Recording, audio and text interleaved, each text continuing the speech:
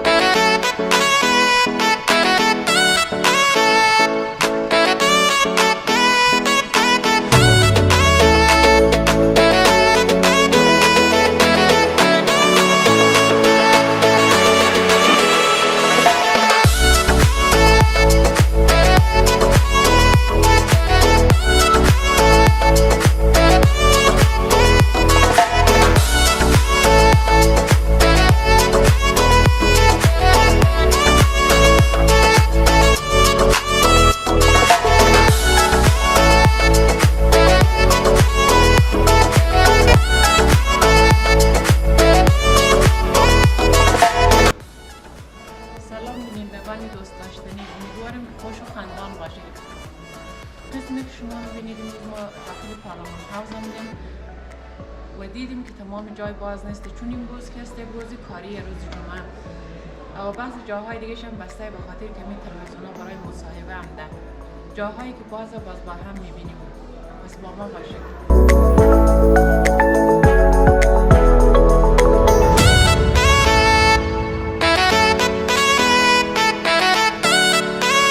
سلام دوستان ناظرین، امیدوارم که جور و صحتمند باشید. زندگی با کارتان. قسمی که می‌بینید داخل پارلمان هستیم. پس با ما باشید.